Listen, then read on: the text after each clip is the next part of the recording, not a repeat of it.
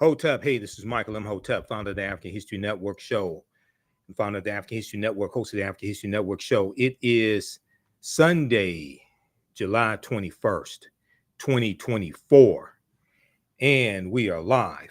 Oh, we have a jam-packed show for you today. The news broke today around 2 p.m. Eastern Standard Time. I started getting alerts and emails from news organizations all across the country that President Joe Biden announced that he was dropping out of the 2024 presidential race. And then shortly after that, he endorsed Vice President Kamala Harris. Okay, so this has dominated the news story since he released the official statement. We're going to cover what has happened so far, give you a lot of information, talk about what's next as well. We also know that Act Blue, which is one of the Democratic online campaign fundraising platforms, Act Blue announced that they have raised $46 million in about 5 hours once Vice President Kamala Harris announced that she was running. She formally announced that she was running. Now, the delegates still have to vote. Delegates have to be assigned to Vice President Kamala Harris. We know that the Democratic National Convention is coming up in August. Okay, so there's a lot going on right here. There's a lot of movable pieces. Okay, so let's look at, there was a post on X, which used to be Twitter, by Joe Biden. And let's look at that tweet here because I have it up. How's everybody doing? Give us a thumbs up, give us a heart, give us a like on this broadcast. Okay, so President Joe Biden tweeted today, Sunday, July 21st, 2024. He said, "My fellow Democrats, I have decided not to accept the nomination and to focus all my energies on my duties as president for the remainder of my term. My very first decision as the party nominee in 2020 was to pick Kamala Harris as my vice president, and it's been the best decision I've made. Today, I want to offer my full support and endorsement for Kamala to be the nominee. Today, I want to offer my full endorsement and support for Kamala to be the nominee of our party this year. Democrats, it's time to come together and beat Trump. Let's do this. Democrats, it's time to come together and beat Trump. Let's do this." Okay, now, I've been saying that Democrats need to stop fighting amongst themselves, stop tackling their own quarterback, start going after Donald Trump, start going after J.D. Vance. You know, Republicans just had their Republican National Convention, which some people call a Klan rally. Okay, I'm trying to be nice. Some people call it a Klan rally. I wasn't one of them. Okay. Roland Martin called it the Klan rally. I was thinking Klan rally. That's what it reminded me of. But, you know, hey, so they just had their Republican National Convention Monday through Thursday of last week. And you saw Hulk Hogan, you saw a bunch of white supremacists there and ex-felons, okay, who were endorsing Donald Trump, okay, who's convicted on 34 felony counts and also found liable of sexual assault. They're endorsing him for president, right? So let's look at what happened today, and then I'm going to show you the letter that President Joe Biden released, and we're going to get into what happens next as well. Okay, I'm going to try to make this a short broadcast. I don't want this to be a 2-hour show. Okay, I don't want this to be a 2-hour show. If we look here at the updates from New York Times, and also I'll give you information on our online history courses that I teach. We have one class that just started up about 2 weeks ago, and we have a new class starting up next Saturday, July 27th. Biden drops out of presidential race and endorses Harris. Live updates. After intense pressure from within his own party, Now, I still say these are backstabbers. I still say that these are backstabbers. President Joe Biden would be up 10 to 12 points right now if these backstabbers weren't jumping on MSNBC and CNN and putting out all this bullshit, saying for him to resign. And they all said the same thing. They're reading from the same playbook. Somebody's giving them a script. They're reading from the same playbook. Okay, let me just say this right here, and then we're gonna go back to that. When they all say the same damn thing, because of the debate, the June 27th presidential debate, they say because of his poor performance in the debate, it's time for him to pass the torch to the next generation. Okay, apparently they forgot 14 million people voted in the primaries. If your next generation ass wanted to run for president, God damn it, you should have run in the primaries. You don't try to push a president out after he gets 14 million votes, after people, city after city, state after state, go to the polls and vote for him. Now you're trying to push him out. Okay, these are backstabbers. All right, now his good Vice President Kamala Harris is running. Okay, and I think she will beat Donald Trump because the whole energy in the campaign has changed. But let's be very clear. Okay, if you wanted another candidate, what you should have done is run somebody in the primaries. We're 4 months out. We're 107 days away from the election. And Democrats spent 24 days tackling their own quarterback, stabbing them in the back, blocking their own field goals, and then say, oh, your path to 270 has closed. Well, goddamn, no kidding. The Trump campaign has largely been silent because Democrats have been eating their own. So they just, there's a saying in politics, the two sayings in politics. One, Democrats fall in love, Republicans fall in line. Number one, Republicans are falling in line behind Donald Trump. They say, hey, he may be a sexual assaulter, but that's our sexual assaulter. He may be a felon, but that's our felon. Okay? He may be a criminal, but that's our criminal. Democrats are trying to find somebody to fall in love with. And as I said before, look, I ain't looking for nobody to court me. I don't need nobody. We need to get out of this. The black community needs to be courted. No, we don't. We need somebody going to pass policies that are beneficial for African Americans, and policies that are beneficial for African Americans are beneficial for America in general. We need somebody to stop the domestic terrorist threat known as Donald Trump and MAGA and Project 2025. Okay, if you're lonely, you need to be courted. Go to blackpeoplemeet.com. Okay, but we have to stop this whole infatuation and thinking that we have to be courted. That's nonsense. We have to get out of that. Politics is the legal distribution of scarce wealth, power, and resources, and the writing of laws, statutes, ordinances, amendments, and treaties, their adoption, interpretation, and enforcement. This don't have nothing to do with love. Like Tina Turner said, what's love got to do with it? This doesn't have anything to do with love. That's why Republicans are better at this, because they're not trying to fall in love with anybody. They understand this is about power.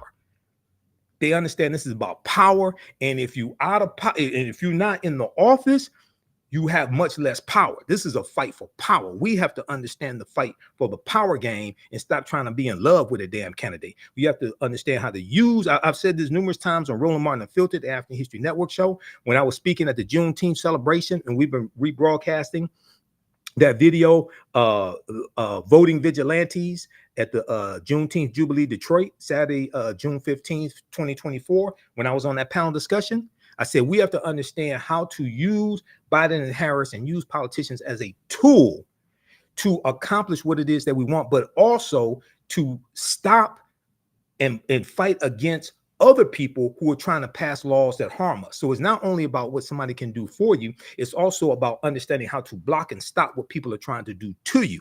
We have to understand how to remove obstructionists out of power, how to vote obstructionists out of office. This don't have nothing to do with love. Okay, now that I said that, because we get caught up in all type of superficial, simple Simon ass nonsense. Let's go back to this right here. Okay, New York Times live updates. Biden drops out of presidential race and endorses Harris. Live updates. Okay, after intense pressure from within his own party, these backstabbers, President Biden said he was ending his campaign and backing Vice President Kamala Harris to run in his place. VP Harris said she would seek the nomination, adding, quote, together We will fight, and together we will win. Okay, so let's look at the TikTok of this. Let's look at some updates here. So Biden's decision upends the race less than 4 months before Election Day. Here's the latest. President Biden, 81 years old, abandoned his, let's go back up. President Biden, 81 years old, abandoned his re-election bid on Sunday as he caved to relentless pressure from his closest allies to drop out of the race amid deep concerns that he was too old and frail to defeat former President Donald Trump. Now, Donald Trump is 3 years younger. Donald Trump is obese. If anybody has cognitive decline, it's Donald Trump. He told over 30 false statements during the June 27th debate. And, you know, when I was on Roland Martin Unfiltered just this past Friday, okay, June 19th, I said, you know, all these people on cable news, they're reading from the same script. And they keep talking about Biden's terrible debate as if he was on stage by himself.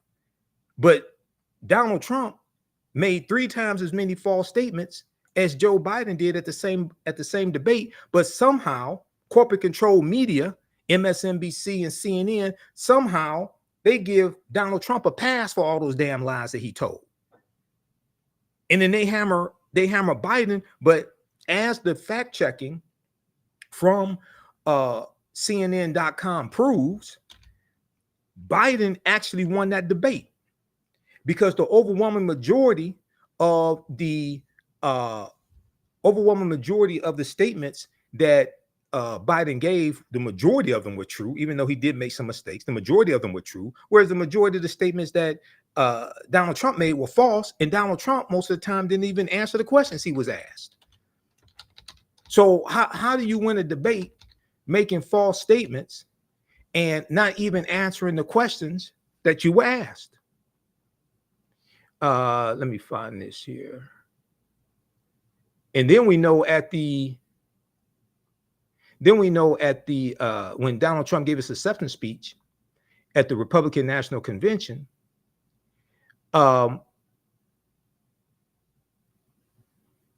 he made over 22 false statements. Now, the media did hammer him more for that, but I don't understand how they act like Biden was on stage by himself.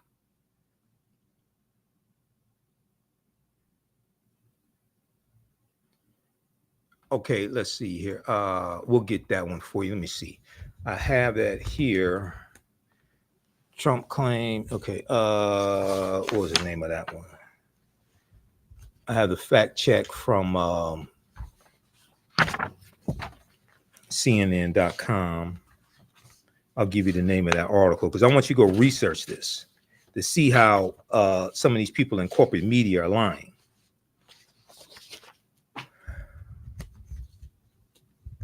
Hold on, I just had that article. Okay, Trump made more than 30 false claims during CNN's presidential debate. That's the name of it. Trump made more than 30 false claims in CNN presidential debate. I'm gonna pull it up because I want you to go research this, because this is what I've been talking about. And you can't put Joe Biden under a microscope and then put a blindfold on when you deal with Donald Trump.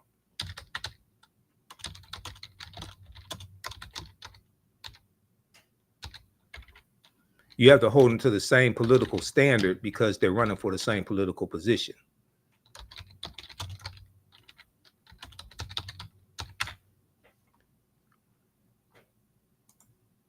All right, I think this is it. I want the article. Yeah, this right here. Okay, read this piece right here. This breaks down what I'm talking about. Then I read the fact checking from NBCnews.com, Washington Post, New York Times, Associated Press. They all prove I'm correct. They break down the false statements from Biden, break down the false statements from Trump. Trump made 3 times as many false statements as Biden. So what are you debating? You can't win a debate just by lying. Trump made more than 30 false claims during CNN's presidential debate far more than Biden. And when you go and read this, it tells you that Biden made at least 9 false claims. Okay, then they go and lay out the claims right here. So check this out. This is from CNN.com. All right, now let's continue.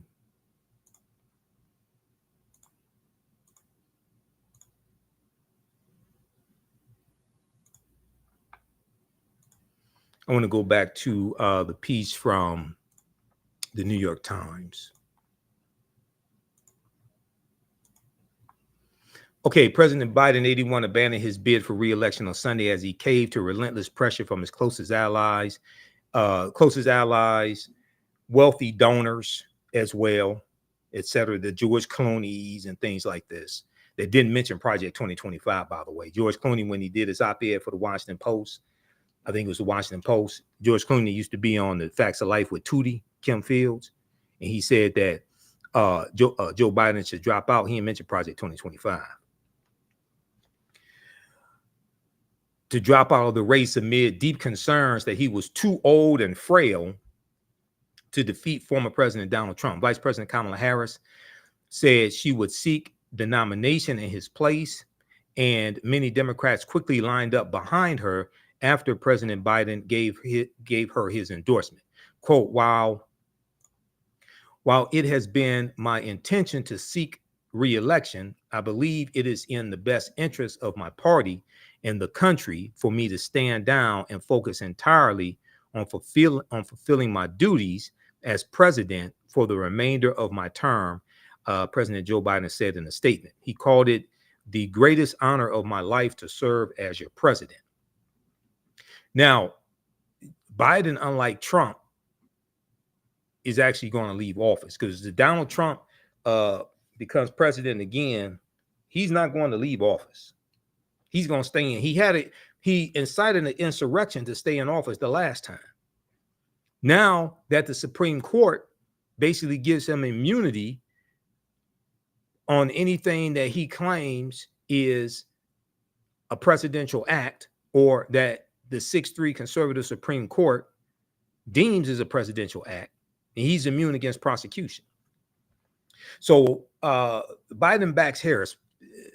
President Biden gave Vice President Kamala Harris his, quote, full support and endorsement in a social media post. Quote, Democrats, it's time to come together and beat Trump. He added, let's do this. Vice President Kamala Harris said she was honored by Mr. Biden's endorsement and that her intention was to earn and win the party's nomination. Together we will win, she said in the statement, and together we will win. After getting off to a rocky start as vice president, Vice President Kamala Harris now stands at the brink of leading her party's ticket. Now, there were early on in the presidency, there were these hit pieces written in the New York Times and Washington Post, mainly by white people, attacking Vice President Kamala Harris. And then on MSNBC, they'll do a 15-minute piece talking about it. And this is a lot of BS, because you have people in the Democratic Party, especially a lot of white people in the Democratic Party, that fear her becoming president. They know she's competent. They fear her becoming president. Okay. And we're going to see how some of this plays out. All of this is not solved, because you do have some white people in the Democratic Party. Let's just go ahead and say it.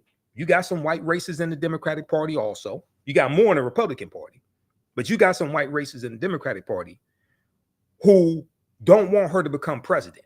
And the goal, and we talked about this on Roland Martin Unfiltered, the goal was they wanted to push out Biden and they wanted to push out Vice President Kamala Harris. Alexandria Ocasio-Cortez, in her Instagram live that she did Friday morning, almost 50 minutes, and I went through and watched the whole thing. She talked about this, okay? She didn't make it as plainly as I did, but she was saying, look, if you think that there's a consensus around Vice President Kamala Harris, okay, And she said, you're wrong. She said many of the people who are trying to push out Joe Biden also want to push her out as well. Now, we have seen a few senators so far at the time of this broadcast, many Congress people, things like that, coming out and endorsing her. Okay. We have seen Act Blue raise $46 million in somewhere around 5 hours. We have seen endorsements come in from governors, things like this. You're going to have some wealthy donors, wealthy white donors that support her, but there's still a contingency that we're trying to push out Biden, and we're trying to push her out as well. Okay, so this is what we're dealing with. You're dealing with some white supremacists. You're dealing with some white racists in the Democratic Party as well. All right, let's continue.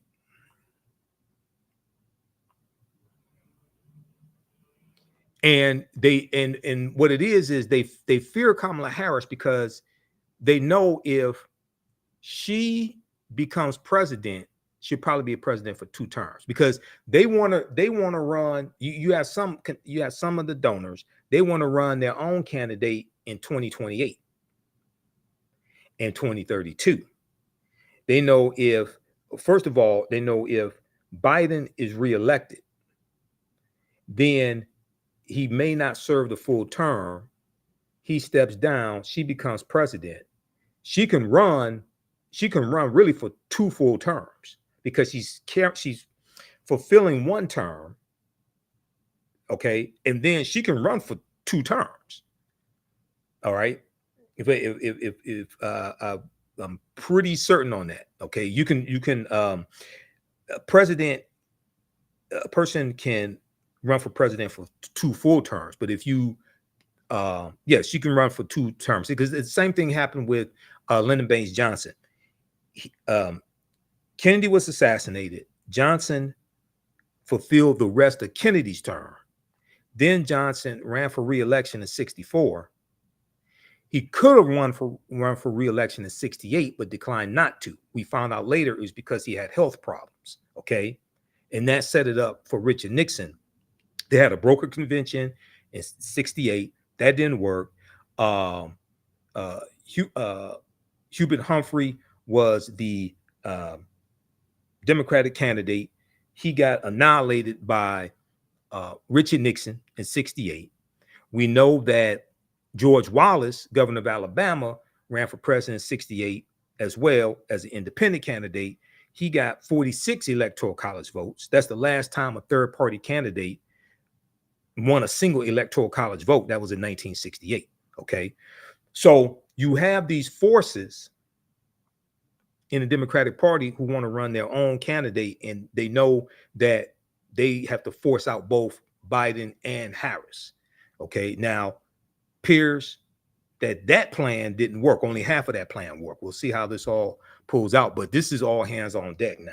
This is all hands on deck. Now, what we have seen just today is a whole new energy from Democrats and those who vote democratically, vote for the Democratic Party. We have seen a whole new energy just on social media. I can tell you, just on my social media feeds, my personal page, Michael Imhotep, and my Facebook fan page, The African History Network, just a flood of memes and posts about supporting Vice President Kamala Harris. I can tell you, the energy has totally changed in this race. The energy has totally changed in this race. And the Trump campaign can say what they want to. The Trump campaign is scared. They were prepared to run against quote unquote Sleepy Joe. They were prepared to talk about Joe Biden, who can't put together 2 sentences and things like this. This is what they said. Okay. Can't put together 2 sentences or something. Now, at the same time, he's supposed to be an international master of crime along with his son, Hunter Biden. Okay. But he can't put together 2 sentences and he's Sleepy Joe. This is the whole narrative that they're telling. Now check this out. Now Donald Trump is the old man in the presidential race. Now Donald Trump is the oldest one in the presidential race. Now Donald Trump is the incoherent candidate in the presidential race who was falling asleep in court. Now the whole ground game, now the whole playing field has shifted. And Donald Trump does not want to debate Kamala Harris in the presidential debate.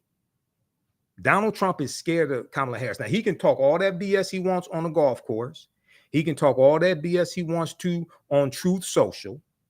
He does not want to be in debate with Kamala Harris. And what he posted on Truth Social today was the next presidential debate, the second one, because we're only going to be two, is scheduled to be on ABC. Donald Trump wants to move it to Fox News. Why does he want to move it to Fox News? Because he doesn't want them to do any fact checking on Fox News. He knows on ABC they're going to do some fact checking. He wants it to be on Fox News. Also, J.D. Vance, who was named this past week as Donald Trump's running mate, J.D. Vance, senator from Ohio. He has said, and the Trump-Vance campaign have said, that he's not going to debate Vice President Kamala Harris, because normally there's a vice presidential debate. Why doesn't J.D. Vance want to debate Vice President Kamala Harris? Because everybody knows she will kick his ass. That's why. And he wants to avoid that embarrassment. And because you're dealing with two men who are misogynists and sexist, all you have to do is follow J.D. Vance. You can see he's a misogynist. All you have to do is just watch just a little bit of the Republican National Convention. You see that was just male testosterone on steroids. He does not want to get his ass kicked by Vice President Kamala Harris, because that's what will happen in the debate. Okay, let's continue here. So for Mr. Biden's decision ends a political crisis that began with the president delivered a calamitous debate performance against Donald Trump on June 27th. Now, Donald Trump did even worse than Biden. Okay, but Donald Trump gets a pass for being stupid. Donald Trump gets a pass for lying. Donald Trump gets a pass for being incoherent. For weeks, the president insisted that he would remain in the race, but a senior administration official familiar with President Biden's thinking said he changed his mind in part because he had tried for weeks to flip the attention back to Donald Trump. Okay, so then they have a timeline of Biden's decision to drop out. Now, it's hard to flip the attention back to Donald Trump when you got these backstabbers going on CNN, going on MSNBC, going on ABC and NBC News, telling you that you should drop out and pass the torch to the next generation. Okay, and telling you can't win, things like that. It's hard to flip the attention back to Donald Trump when you got people in your own party undermining you. Now, when Vice President Kamala Harris accepts the nomination at the Democratic National Convention, she should come out and have them play the song by the OJs, Backstabbers. They smile in your face all the time. They want to take your place, the backstabbers. That's what they should do. Okay, let's continue.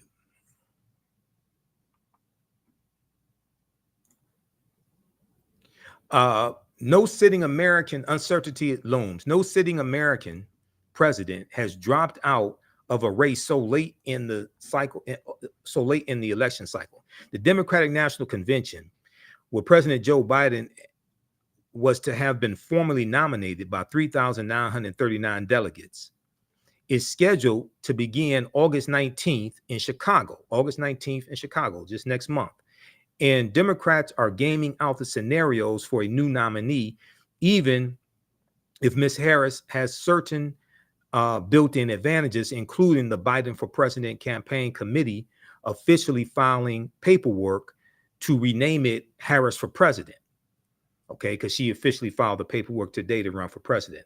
One crucial question: what happens to the $96 million already in the Biden campaign coffers? It seems likely that Vice President Kamala Harris can inherit it, because it was for the Biden-Harris campaign. That's why. So she's going to inherit that money. She's going to inherit that and the whole infrastructure of the Biden-Harris campaign. Any other candidate, because of campaign finance laws, would not be able to do that. Okay. Now, Harris picks up endorsements.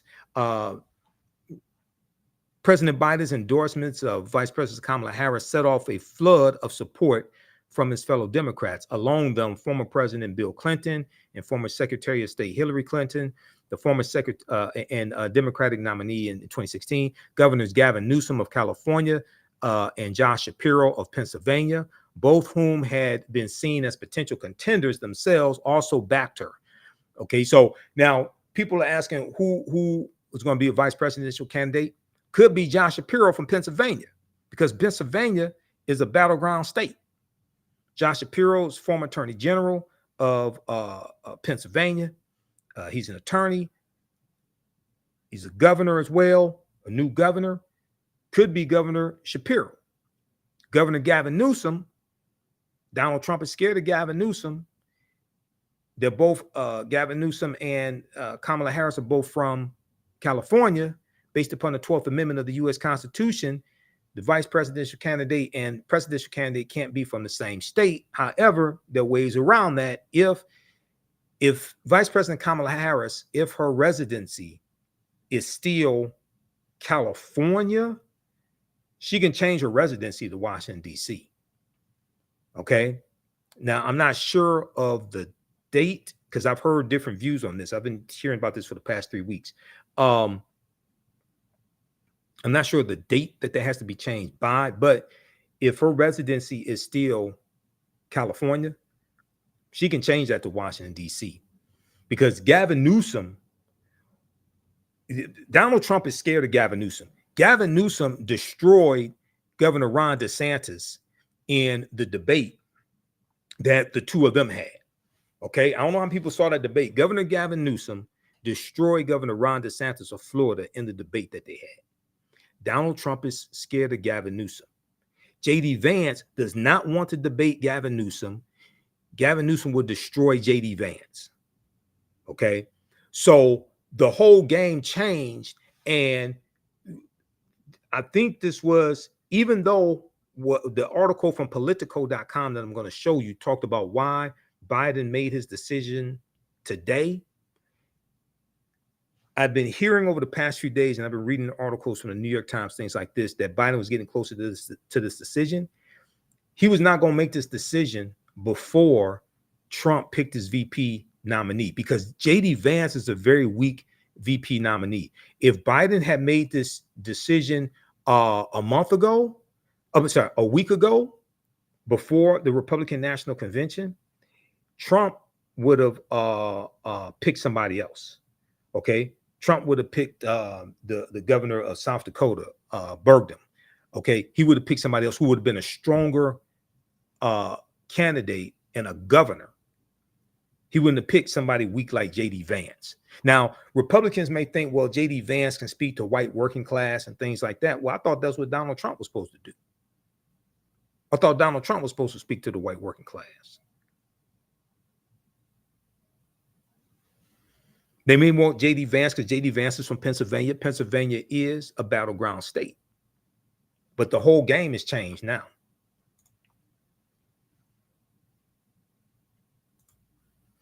Okay, Governors Gavin Newsom in California, and Josh Shapiro, Pennsylvania, both of whom have been seen as potential contenders themselves, also backed Vice President Kamala Harris, as did a number of high-profile lawmakers, including the leaders of three major power centers on Capitol Hill: the Progressive Caucus, the Congressional Black Caucus, and the centrist New Democrats. Important Democrats mum on Harris. Four of the party's most influential figures issued statements praising President Biden, but stayed silent on Vice President Kamala Harris, including former President Barack Obama, who was said to be maintaining the neutral stance he took during the 2020 primaries, while many Democrats on Capitol Hill rallied around Vice President Kamala Harris. Senator Chuck Schumer and Representative Hakeem Jeffries, the New York Democrats who led the party in Congress, and Representative Nancy Pelosi of California, the former House Speaker, stayed silent. Okay, now donors and voters react. Billionaires are major donors. Billionaires and major donors quickly flocked to Vice President Kamala Harris, while Democratic voters responded to President Biden's exit with a mix of relief and optimism. The leading Site Processing Democratic Donations Act Blue raised more than $50 million for Democrats on Sunday, according to a New York Times analysis. More than $50 million was raised in one day. They're saying this is the most Democrats have raised in one day. Okay. More than $50 million.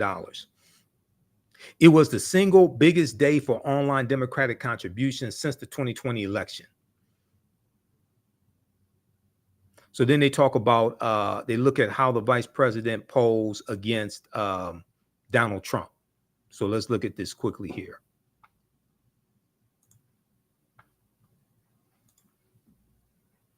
How Kamala Harris performs against Donald Trump in the polls. Okay, now polls are just a snapshot in time.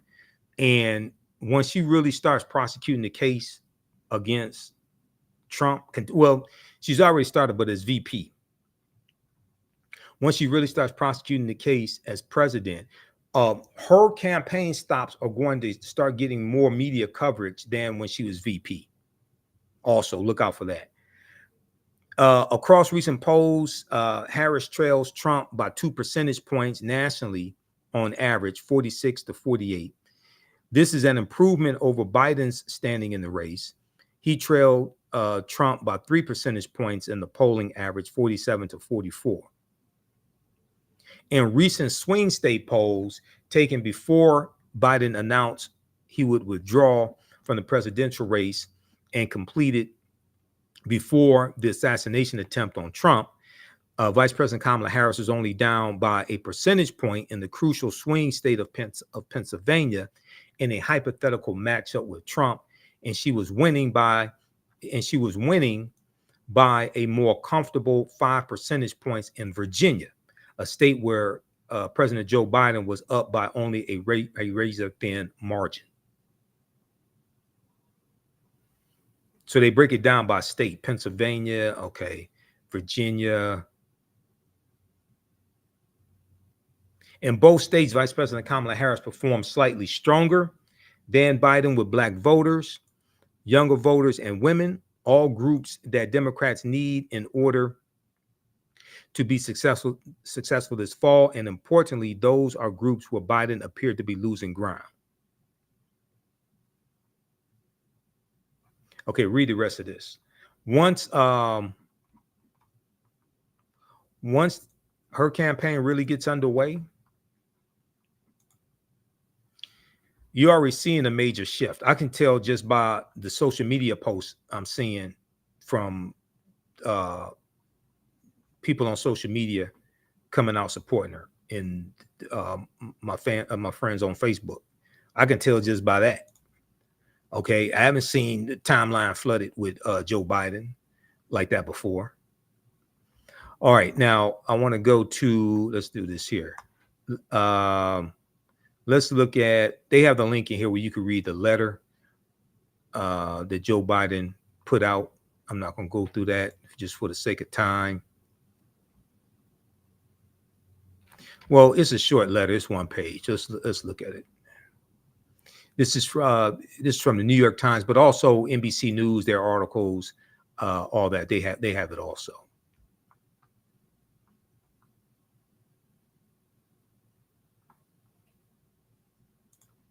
Let's just look at this article. Let's just look at the letter that President Joe Biden put out quickly right here. Read Biden's letter withdrawn from the race.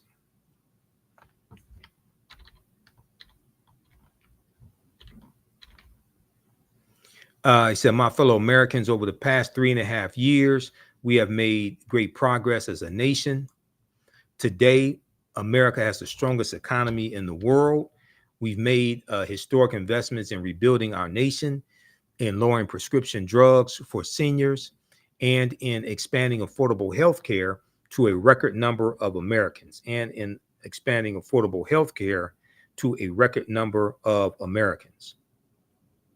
We've provided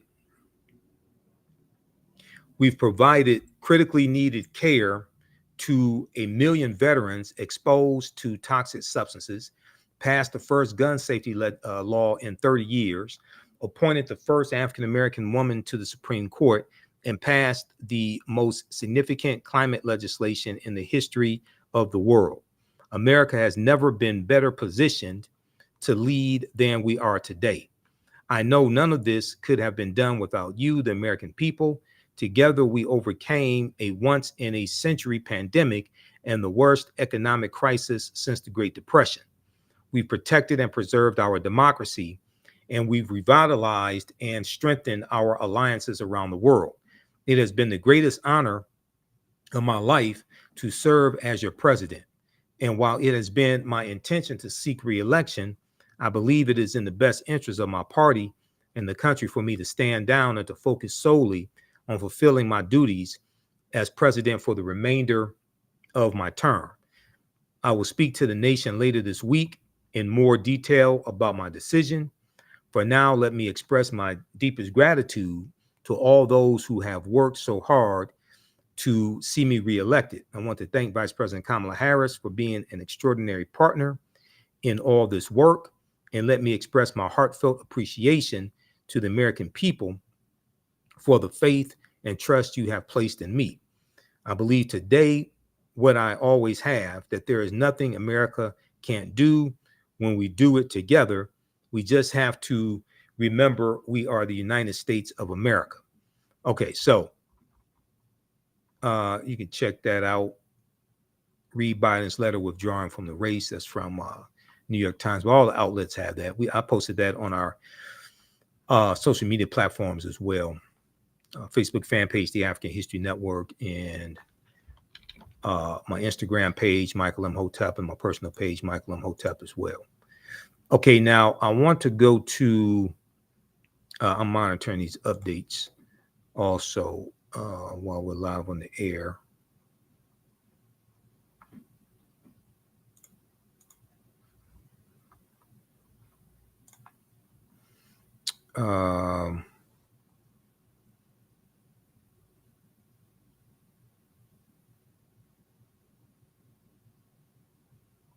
Okay, let's look at what's next. Let me grab. Okay, Democratic state chairs overwhelmingly uniting behind Vice President Kamala Harris. Let's look at these updates from CNN.com.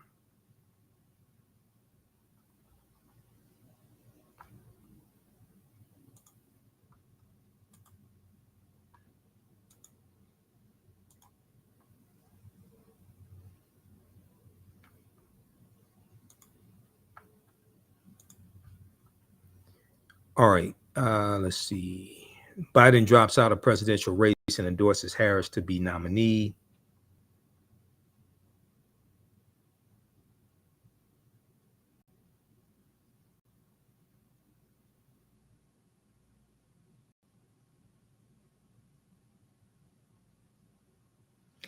What happens next? Despite Biden's backing, it remains unclear whether Harris will become the nominee or what process the party will take to select an alternative. In addition, sources close to Senator Joe Manchin of West Virginia, who's an independent, says he's considering re-registering as a Democrat and throwing his hat into the ring to run for president. That's not going to work. That's not going. If Joe Manchin does that, he's going to lose. That's not going to work. Okay, he's considering it. It's not going to work. Trump reacts in a phone call with CNN after Biden announced his exit. Donald Trump described Biden as, quote, the worst president by far in history of our country. Now, Donald Trump is projecting, because that's Donald Trump who's the worst president in history. The former president issued a fundraising appeal and a message to supporters.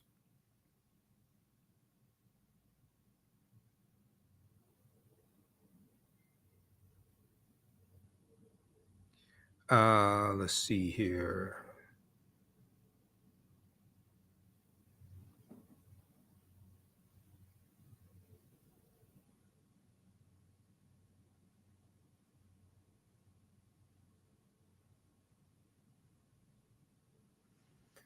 Okay, you have governors who've come out in support of endorsing Vice President Kamala Harris.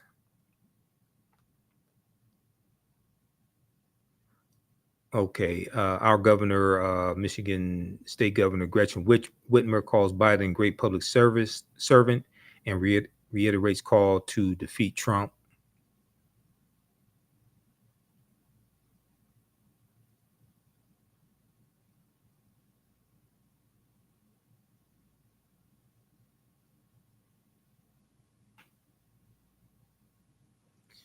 Uh, okay, at this time, Governor Whitmer has not yet publicly endorsed Vice President Kamala Harris and hasn't weighed in on Biden's endorsement of Vice President. I don't think so. You have some people saying Governor Whitmer should run for president. No, she shouldn't.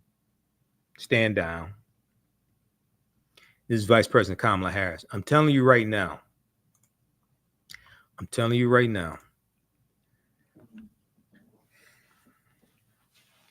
If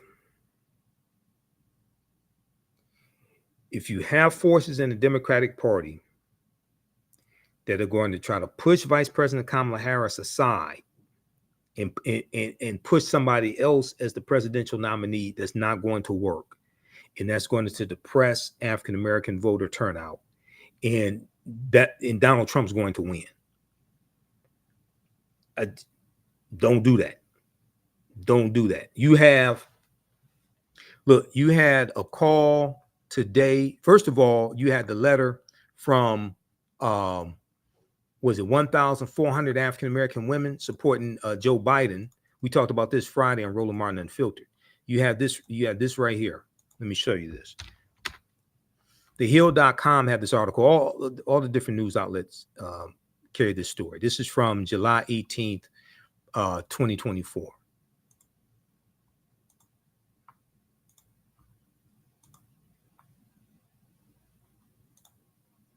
"1,400 Black women signed letter of support for Biden, condemn lack of Democratic unity." This is from TheHill.com, July 18th, 2024. 1,400 Black women signed letter of support for President Joe Biden, condemn lack of Democratic unity. More than 1,400 Black women and allies have indicated their support for President Biden and Vice President Kamala Harris in a letter released on Thursday.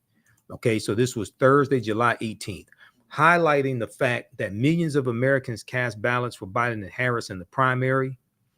The women said attempts to change the ticket, disregard and circumvent the will of millions of voters who participated in the democratic process, end quote. Quote, the suggestion that any candidate who won their primary should simply step aside because victory appears difficult at the moment is disrespectful to the voters, unjust and undemocratic, end quote, the women wrote. The letter is signed by Black powerhouses like Carolyn Mosley Braun, the first African-American woman elected to the Senate, Keisha Lance Bottoms, former senior advisor to President Joe Biden and former mayor of Atlanta, and Melanie Campbell, chair of the Power of the Ballot Action Fund. The letter follows weeks of Democrats calling for Biden to remove himself from the ticket after a disastrous debate, okay, et cetera. Go read the rest of this. Okay, so it goes on to say, history is a great teacher and has taught us that a house divided will fail, the woman wrote Thursday. As Black women, we are uniquely aware of the very real threat a second Trump term poses to our country and especially to our community. But this is not a moment to give into fear. Instead, we must unify around our deep belief in our values, in our ability to effectively engage voters and win up and down the ballot in 2024. Okay, read the rest of that. 1,400 Black women signed letter of support for Biden, condemn lack of Democratic unity. Now, there was an update I just saw from New York Times. I want to go to this here.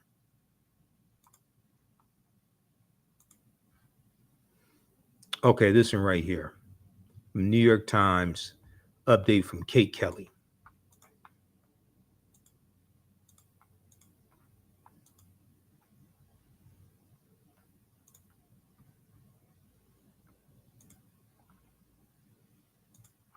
On Sunday evening, a video call convened by the collective Win with Black Women,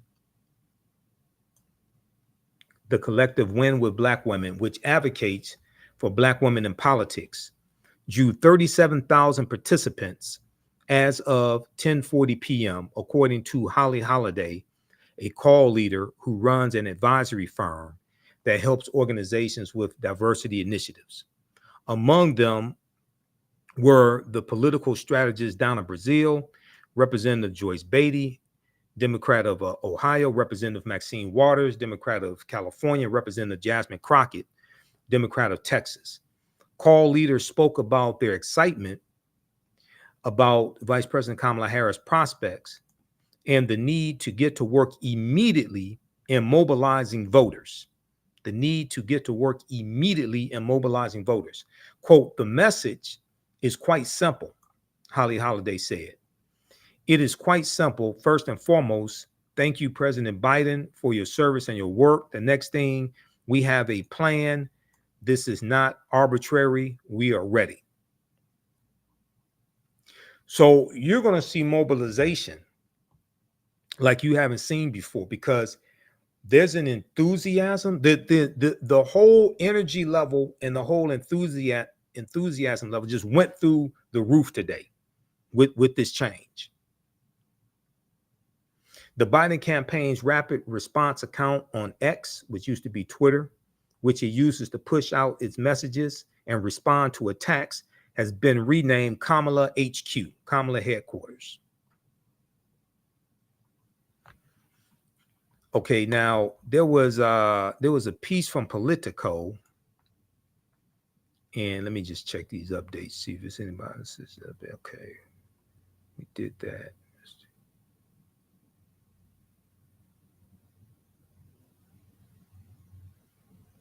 Okay. I was looking at the endorsements here. I mean, the delegates. That's what I was looking at. Okay, I'm going to switch over to the updates from CNN. How's everybody doing? Let's take a quick break here. How's everybody doing? Welcome to the African History Network show. It's Sunday, July 21st, 2024. We are live. Hopefully you like this type of information. We're talking about the news that broke today. President Joe Biden has dropped out of the presidential race. He's endorsed Vice President Kamala Harris. She has filed to run for president. We know August 19th is the Democratic National Convention. We know delegates are being pledged to her right now. Act Blue, the Democratic online fundraising platform, they've raised about over $50 million today. Once the news broke, the news came out about 2 p.m. Eastern Standard Time. Visit our website, AfricanHistoryNetwork.com, AfricanHistoryNetwork.com. Very important. Register for the 2 online history classes I teach. We have one that just started up a couple weeks ago. Black resistance movements, from Christopher Columbus to the Haitian Revolution and the Black Power movement, 1492 to 1968. This deals with how we fought back against white supremacy and racism, going back hundreds of years, the various ways that we fought back against white supremacy and racism. We had a great class today, July 21st. Next class is Sunday, July 28th, 4 p.m. Eastern Standard Time. You can watch a preview right here. We do the sessions live. All the sessions are archived and recorded. Go back and watch it anytime. Classes on sale, $80, regularly $130. Click right here for a course bundle, because you get this class and the second class that I teach as well. We do so as soon as you register, you can watch the previous courses, the previous class sessions, and there's some bonus content also. And then starting up Saturday, July 27th, 4 p.m. Eastern Standard Time, is class number 1 of Ancient Kemet, the Moors, and the Ma'afa, Understanding the Transatlantic Slave Trade, what they didn't teach you in school. We deal with thousands of years of history and what leads up to the transatlantic slave trade taking place. You can download the class lesson plans that we have for this class right at our website, AfricanHistoryNetwork.com. And we have a bundle pack where you get both classes on sale, $120. You can use this content with your children. I would say the content is PG-13. It's not overly graphic. I don't do a lot of cursing, anything like that. The 80 to 100 articles that we reference in each class. There's video clips There's a slideshow that I show as well. So we have a ton of content. Okay. Also, we have a ton of content there.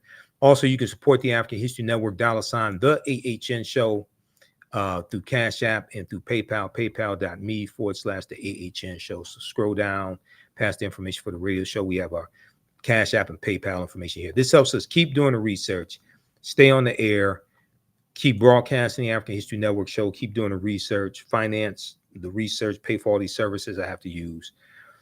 So we definitely need your financial support this month.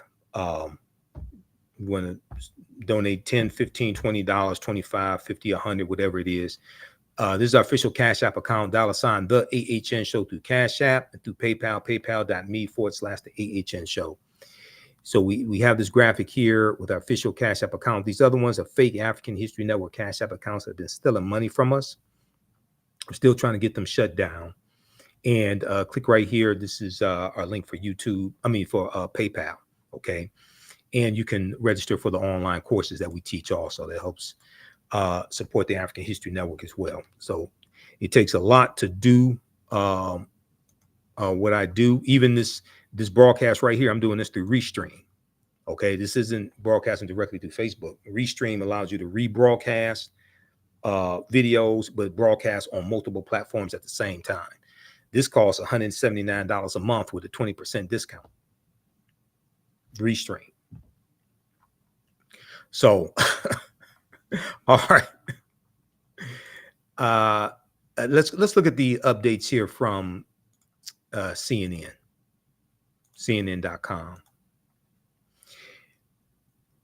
Okay, there was one I was just looking at. Okay, thousands of Black women join call to rally around Harris. So this is what we were talking about in the updates from New York Times. With Black women periodically hold Zoom calls, but this one had a different tone and tenor, given Biden's announcement and subsequent endorsement of Harris. Okay, so yeah, thousands of Black women from across the country held a call Sunday evening to discuss the path forward to support Vice President Kamala Harris after President Joe Biden dropped out of the race. Now, do African-American men have calls like this? If they do, let me know. Invite me to one of them. They had 37,000 African-American women on this call today. Do brothers have calls like this?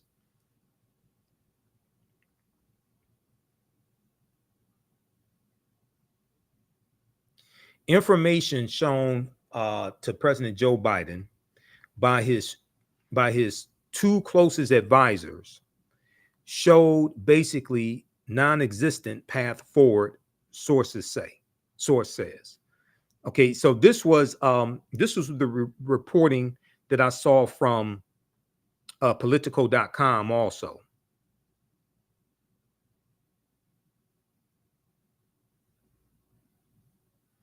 So I'm looking at my Facebook friend Amisha Cross. She's going to be on MSNBC at 12:20 a.m.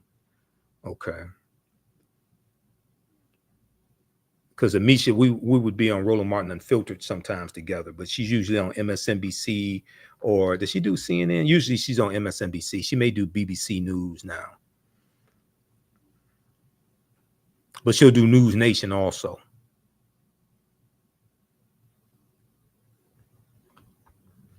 There was one update I was looking at with the delegates. Oh yeah, right here. This is what I wanted. Democratic state party chairs overwhelmingly uniting behind Harris. Democratic state party chairs overwhelmingly uniting behind Vice President Kamala Harris. The overwhelming majority of state Democratic chairs have announced their support for Vice President Kamala Harris as their nominee for president, the Association of State Democratic Committees said in a statement Sunday. I am proud that state party chairs, vice chairs, and executive directors across the country are overwhelmingly united behind Vice President Kamala Harris, ASDC President Ken Martin said in a statement. These state party leaders are on the front lines of winning elections at every level and know that the stakes of this election could not be higher, With our democracy on the ballot, there is no one more qualified than Vice President Harris to prosecute the case against Donald Trump. Okay. And look, I'm telling you right now, Donald Trump does not want to go up head to head with Vice President Kamala Harris. Okay. You have the prosecutor prosecuting the case against the felon. Trump does not want that.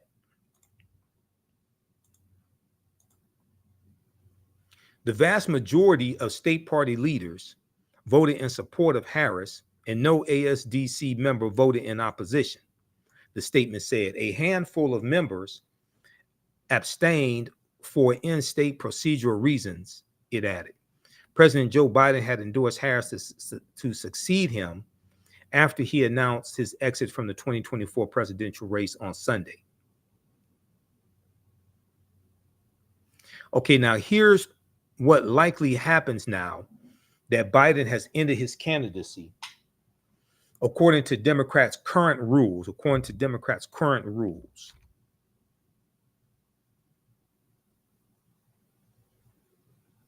President Joe Biden announced on July 21st that he was dropping out of the presidential race. Democratic Party rules suggest the following steps to formally nominate the next candidate, either during a virtual roll call, which the party was tentatively planning for early August, or at the Democratic National Convention in Chicago from August 19th through the 22nd.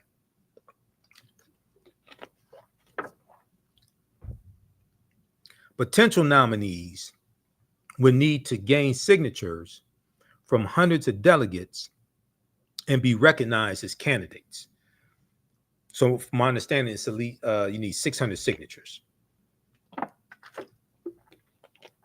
The 3,949 individual delegates, nearly all former Biden delegates, and roughly 750 superdelegates would be called upon to select the nominee.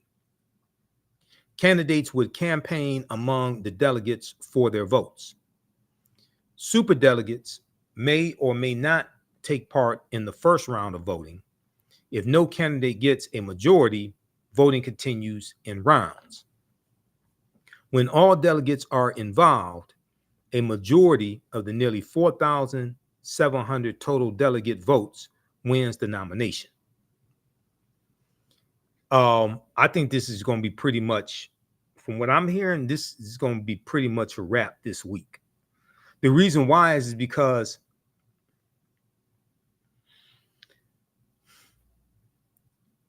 the convention is a month away. So you don't want a situation where you got other people trying to run for president at the same time. You only have 4 months. You only have 4 months. Okay. We got to wrap this up. We don't have time for Joe Manchin. We don't have time for other people trying to run all this stuff. You should have run during the primaries.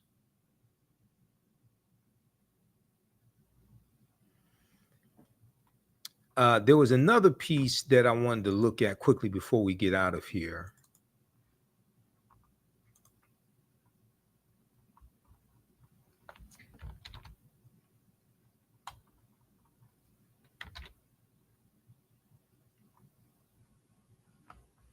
All right, just a second. There's another piece I want to look at before we get out of here. One that I have bookmarked.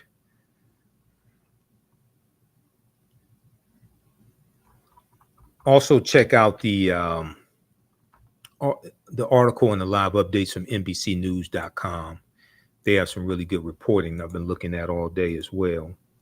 President Joe Biden drops out of 2024 presidential race.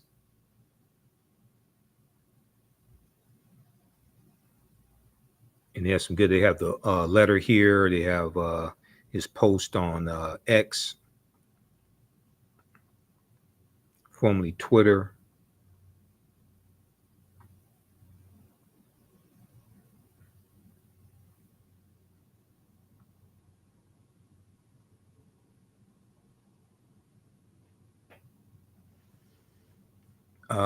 Okay.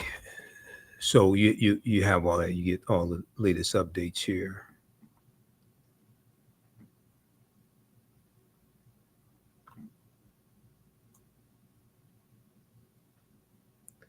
Okay, they have this piece here: how the Democratic nominee is chosen.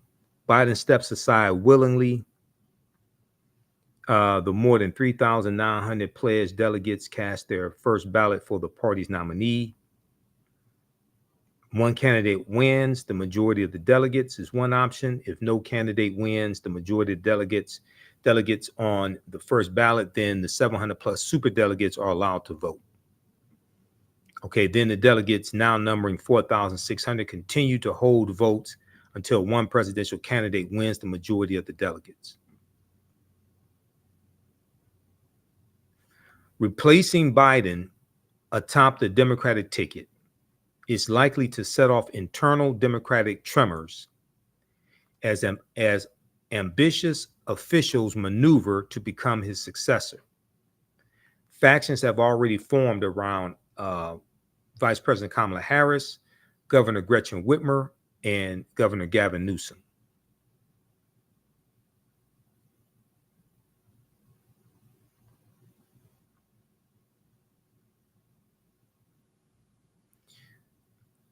Okay, so we see Congressional Black Caucus Chairman Representative Stephen Horsford, Democrat of Nevada, and Representative Gregory Meeks, Democrat of New York, the chair of the group's PAC, said they joined Joe Biden in fully supporting Vice President Kamala Harris to be the Democratic presidential nominee. I know one thing: I will only work for Kamala Harris, Representative Jasmine Crockett, Democrat of Texas, said in a post on X shortly before Biden endorsed her. If it's another other than her, enjoy campaign season. So Jasmine Crockett made it clear: if they're going to try to push somebody in front of Vice President Kamala Harris, she wasn't going to campaign for them.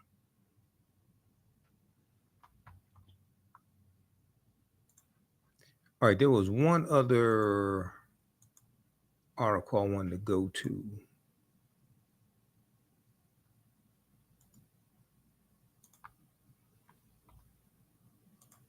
Also, let me show you this post that I did on our fan page, the African History Network.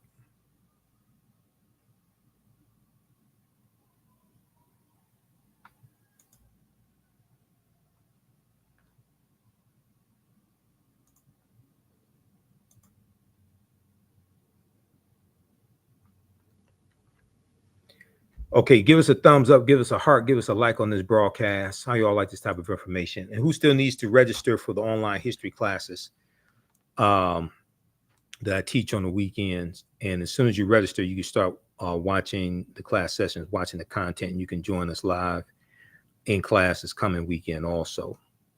We do the sessions live. All the sessions are archived and recorded. You can go back and watch it anytime.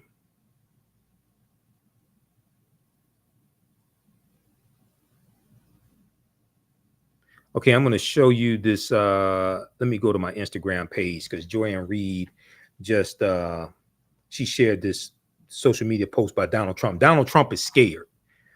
Donald Trump does not want to go up against Kamala Harris.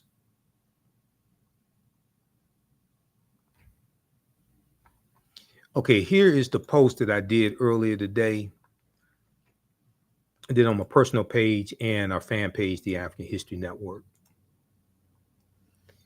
Okay. Now Donald Trump is the old, incoherent man in the race. Do you think he wants to debate VP Kamala Harris? Vance doesn't. JD Vance does not want to debate Vice President Kamala Harris. Neither does Donald Trump. Let's see. Let's click on this.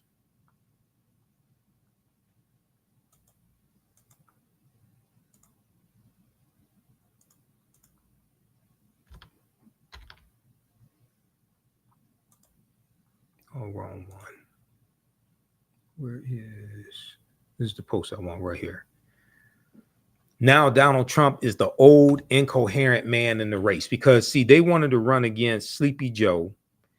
They wanted to run against Joe Biden say he couldn't put together 2 sentences and all this stuff. Now, this totally changes the game. Now they say, okay, Jason Miller, one of Donald Trump's little lackeys, one of Donald Trump's assistants, said, you know, they're going to run the same strategy against Kamala Harris. First of all, the Biden-Harris administration has a fantastic record to run on. Okay, they have a fantastic record to run on. These guys are scared. So Jason Miller can talk that stuff on Fox News and things like that, but I'm telling you right now, they're scared. And J.D. Vance does not want to debate Kamala Harris. All right, now, if we go to, I want to go to my Instagram page right quick, because I want to show you this post Joanne Reed just posted. Now, this is what I was talking about dealing with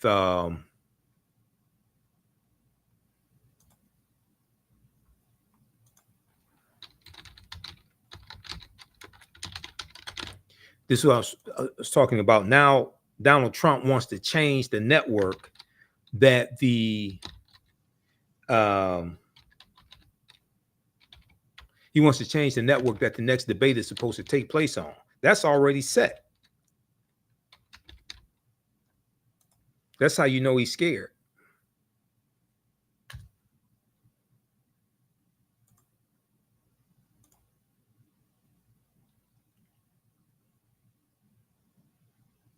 Let me go to this. Where's Joanne Reed?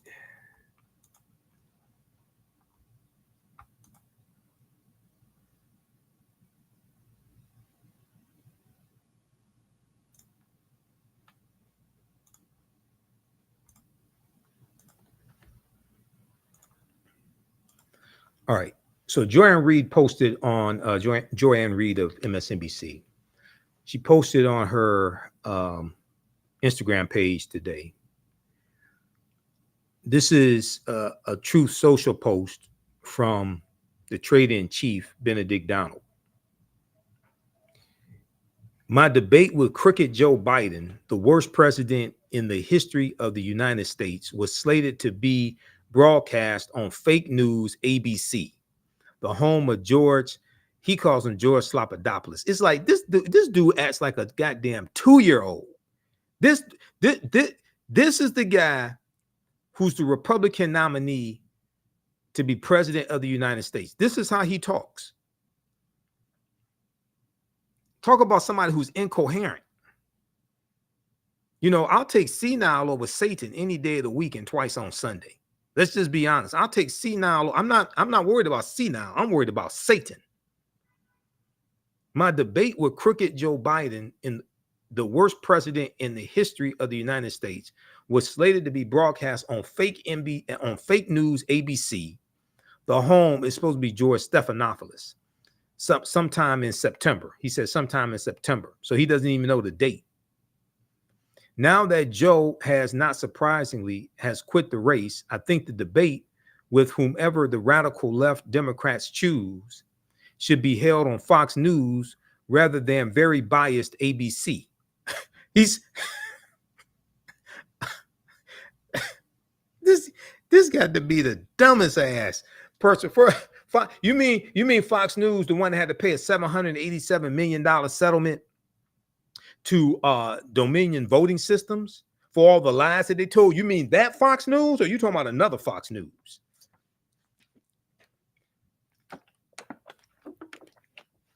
So Joanne Reed posted what I told y'all. He's scared shitless, and he's a unconfident, pathological liar who's only experienced victories when he manipulates the system, i.e. Supreme Court of the United States and Judge Eileen Cannon in Florida. He has to lie and sell you an illusion in hopes you believe him. He only wins when it's handed to him, she meant to say. Okay.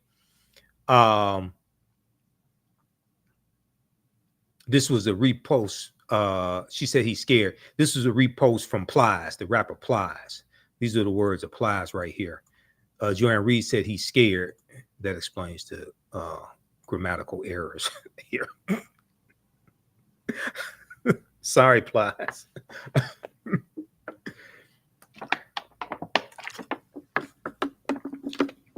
But Donald Trump can play the strong man all he wants to. He's scared. So when you start trying to change the networks that it's on, because he knows Fox News is not going to fact check him in real time, he's scared to death. Now, he's the one who should drop out of the race. Donald Trump is the one who should drop out of the race. Let's be clear. He's totally unqualified to be president. He's told. So let me get this straight. You're a convicted felon and you can't own a 22 caliber handgun.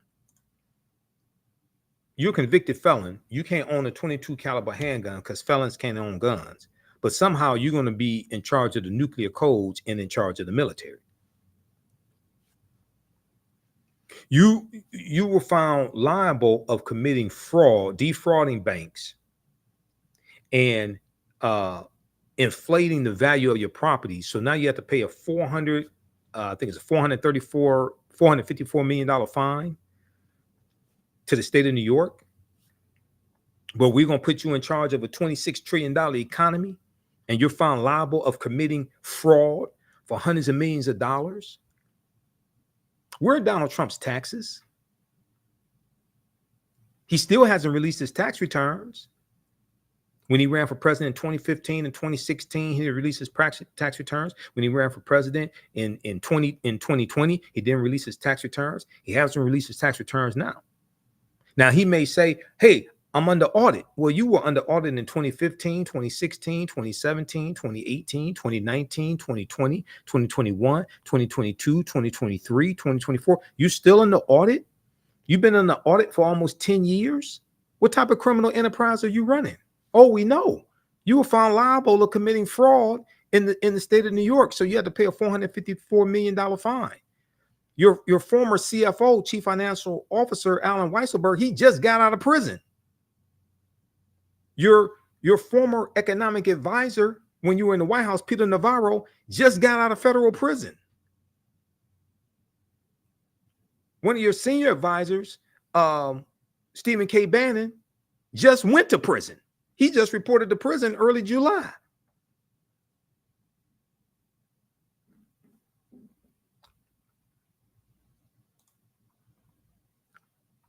Okay.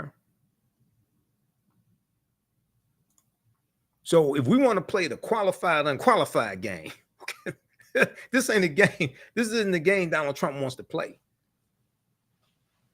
This isn't the game Donald Trump wants to play. Who's qualified to be president? He's totally unqualified and unhinged. He's totally unqualified mentally. When it comes to skill sets, he's totally unqualified to be president. This piece I want to go to from Politico.com. I saw this earlier today.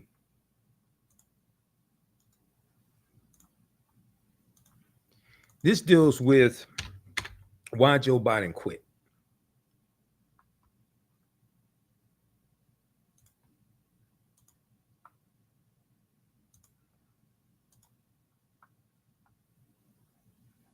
It's from Politico.com.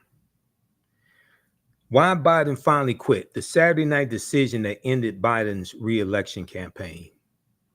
The Saturday night decision that ended Biden's re-election campaign.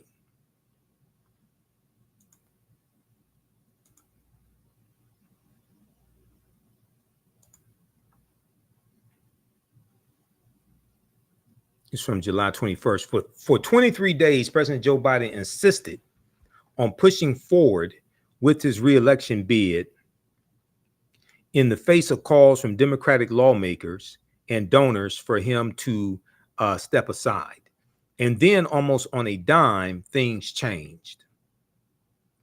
Early Saturday, July 20th, Biden told senior aides it was, quote unquote, full steam ahead. Even Friday, July 19th, it was, he put out a statement, because we were live on the air on Roland Martin Unfiltered. He put out a statement saying that he was in the race and he'd be back. He was still in the race and he would be back on the campaign trail like this coming week, because we know he's recovering from COVID. Early Saturday, Biden told senior aides it was full steam ahead for the campaign, but by later that evening, he had changed his mind following a long discussion with his two closest aides.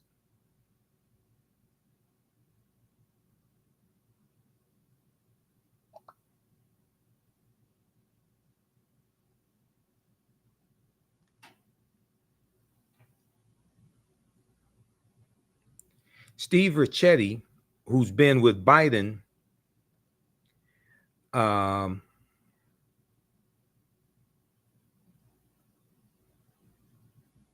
Steve Ricchetti, who's been with Biden since the days in the Senate, drove to see the president at his house on the Delaware Shore on Friday. Mike Donnellan arrived on Saturday, the two men, both of whom had been by Biden's side during his key decisions about whether to seek the presidency in 2016 and 2020, sat at a distance from the president, still testing positive for COVID, and presenting damning new information in a meeting that would hasten the end of Biden's political career. In addition to presenting new concerns from lawmakers and updates on a fundraising operation that had slowed considerably, they carried the campaign's own polls, which came back this week and showed his path to victory in November was gone, according to 5 people familiar with the matter, who, like others interviewed for this article, were granted anonymity to discuss private conversations. Biden asked several questions during the exchange. Now, I wish, I said this Friday when I was on Roland's show, I don't like all these people talking anonymously, because you don't know who these people are. Okay, if you have something to say, come out on the record and say it. Put your name on it. Put some respect on your name. Stop all this back talking on background, talking in the shadows. Don't want your name out there. Stop all that. Come out, put your name on it. Even though I disagree with the congressmen and the few senators who came out publicly and called for President Joe Biden to step aside, at least they came out and did it publicly. Okay.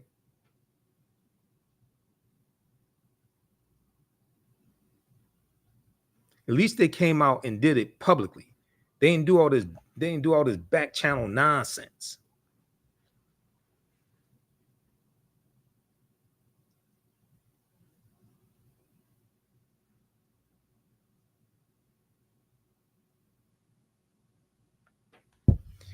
All right, now, the only other people with Biden in the residence when he arose Sunday were First Lady Jill Biden and 2 other trusted aides, Deputy Chief of Staff Annie Tomasini and Assistant to the First Lady Anthony Bernal. At 1:45 p.m., he notified a somewhat larger group of close aides that he had decided the night before to end his quest for another term, reading his letter and thanking them for their service. A minute later, before any other campaign and White House staffers could be notified, he posted the historic letter from his campaign account on the social media site X. Okay, and that's what I read to you all. The announcement, which shocked the political world, almost immediately flipped the narrative around Biden, his own party, after 3 weeks of deriding him privately as an isolated, deluded lion in winter, dragging other Democrats down with him, was showering him with loving tributes, praising his career of public service, and a selfless decision they said put his country first. It wasn't that the president had grown tired of the drip of defections from within his own party, although he had. Rather, it was that Biden himself was finally convinced of what so many other Democrats had come to believe since his poor debate performance last month. He could not win. When the campaign commissioned new battleground polling over the last week, it was the first time they had done surveys in some key states in more than 2 months, according to two people familiar with the surveys, and the numbers were grim, showing Biden not just trailing in all 6 critical swing states, but collapsing in places like Virginia and New Mexico, where Democrats had not planned on needing to spend massive resources to win. With that knowledge and the awareness that more party elders, including more of his former Senate colleagues, would pile on the public pressure campaign, a sudden exit offered the president his best chance to make it appear that the decision came on his own terms. It was a face-saving move of high importance to Jill Biden, who, according to people familiar with recent conversations, was adamant that her husband's dignity be preserved. Okay. All right, so read the rest of this here. Why Biden finally quit. This is from Politico.com.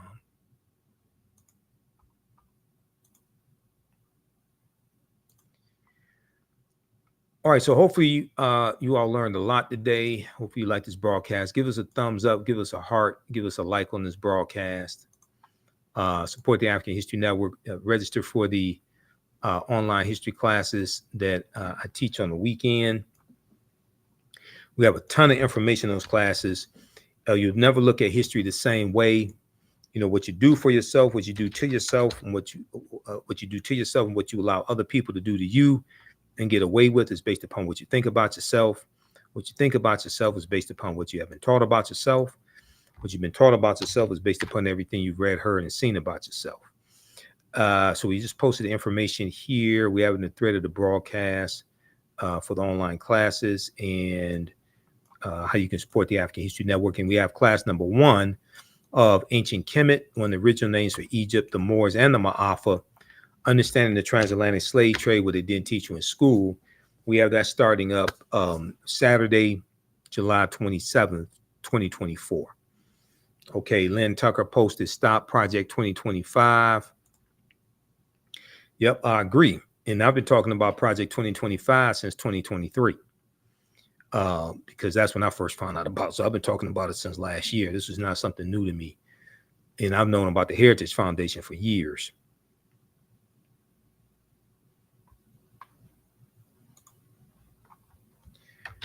Okay, so visit our website, AfricanHistoryNetwork.com. We have the information there as well. Our social media handles are here at the top of the page. And my new 10-week online course, Black Resistance Movements, Christopher Columbus to the Haitian Revolution and Black Power, 1492 to 1968. This deals with the various ways that African Americans fought back and African people fought back against white supremacy and racism, whether it was armed resistance, whether it was through economic empowerment and the cooperatives, cooperative economic, whether it was through education, through the court system, legal means, filing lawsuits, things of that nature, whether it's through political empowerment, etc. We're looking at the various ways that we fought back throughout history, and to understand the laws and policies that were put in place to bring us to where we are today, to understand where we need to go from here. And then also Saturday, July 27th, class number 1 of Ancient Kemet, the Moors, and the Ma'afa, understand the transatlantic slave trade, what they didn't teach you in school, starts up as well. So we have a bundle pack. You can get both courses. Bundle pack's on sale, $120 right now. We do the sessions live. All the sessions are archived and recorded. So a year from now, 2 years from now, you can still go back and watch the entire course. Okay, you don't lose access to it.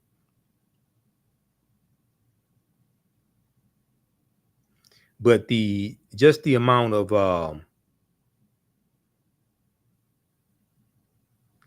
just the I'm looking here on my social media feed, just the amount of enthusiasm behind Vice President Kamala Harris and people posting about it on my social media feed. I can tell the energy has changed. And I'm looking at posts from African American women I know who are in that Zoom call, the Black Women Win Zoom call, and it's like reach capacity. The Zoom call is reach capacity.